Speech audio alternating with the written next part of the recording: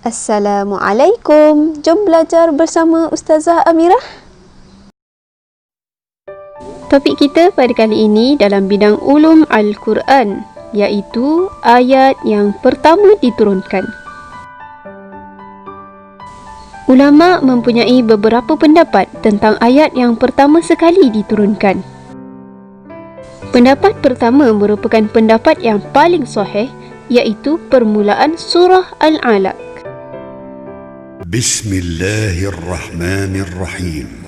اقرأ باسم ربك الذي خلق خلق الإنسان من علق اقرأ وربك الأكرم الذي علم بالقلم علم الإنسان ما لم يعلم. Dalilnya dari Aisyah radhiyallahu anha, beliau berkata, permulaan wahyu yang diterima oleh Rasulullah sallallahu alaihi wasallam ialah mimpi yang benar dalam tidur. Setiap kali bermimpi, Rasulullah sallallahu alaihi wasallam melihat ada yang datang bagaikan cahaya yang terang di waktu pagi. Setelah itu, beliau amat gemar untuk bersendirian meninggalkan keluarganya dengan bekalan makanan secukupnya di Gua Hira. Kemudian baginda pulang ke rumah Khadijah dan membawa lagi bekal secukupnya. Perkara ini berulang pada Rasulullah sehinggalah baginda didatangi malaikat Jibril. Malaikat Jibril mengarahkan Rasulullah, bacalah. Kemudian Rasulullah berkata, aku tidak tahu membaca. Kemudian dipeluknya aku dengan kuat sehingga terasa amat sakit.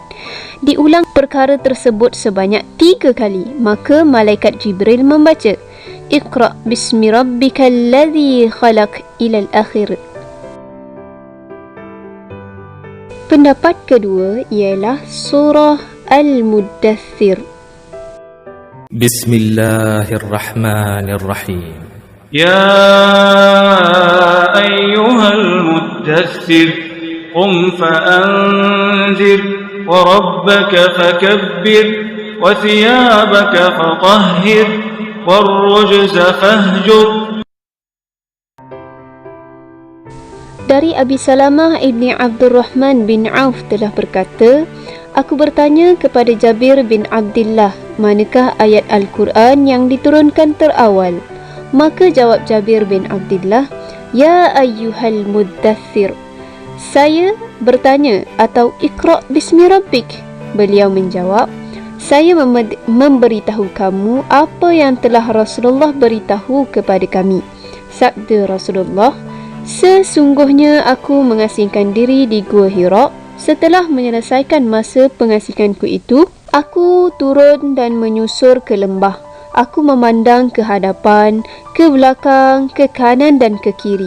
Kemudian aku memandang ke langit. Tiba-tiba aku melihat malaikat Jibril alaihi salam sehingga aku berasa gemetar dan takut. Lalu aku pulang menemui Khadijah dan aku menyuruh mereka agar menyelimutkan aku. Lalu aku diselimuti. Maka Allah menurunkan ayat, Ya ayyuhal muddathir qum fa'anzir ila al-akhir al-ayat. Pendapat ketiga, surah Al-Fatihah. أعوذ بالله من الشيطان الرجيم. بسم الله الرحمن الرحيم. الحمد لله رب العالمين. الرحمن الرحيم. مالك يوم الدين. إياك نعبد وإياك نستعين. اهدنا الصراط المستقيم. صراط الذين أنعمت عليهم غير المغضوب عليهم ولا الضالين.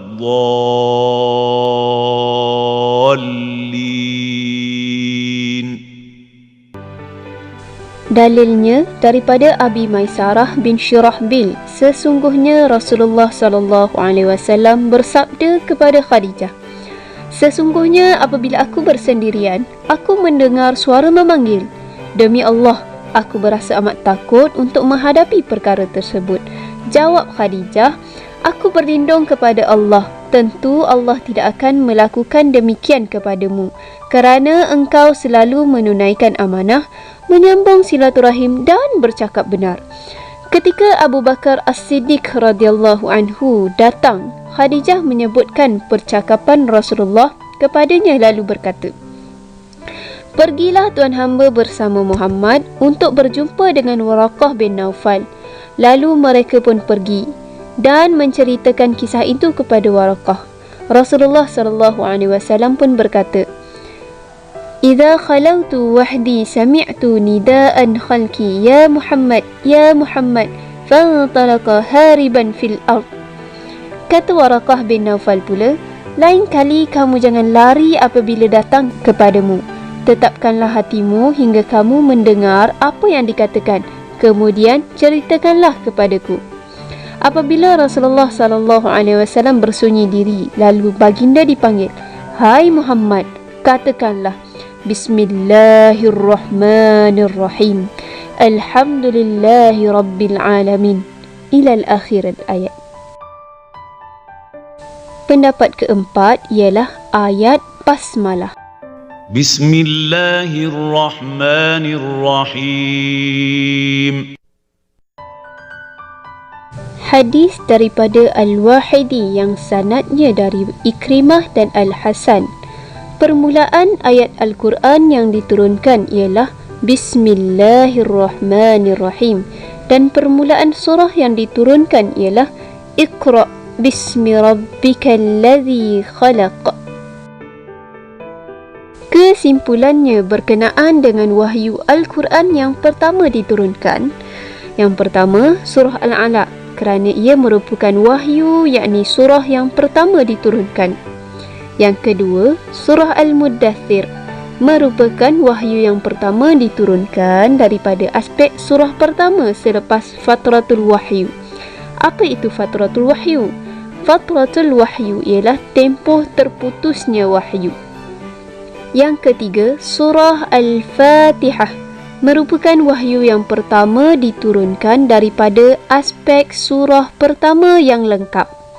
Dan pendapat keempat, basmalah, yakni Bismillahirrahmanirrahim, merupakan wahyu, yakni ayat yang pertama diturunkan. Itu sahaja untuk kali ini. Sekian, terima kasih.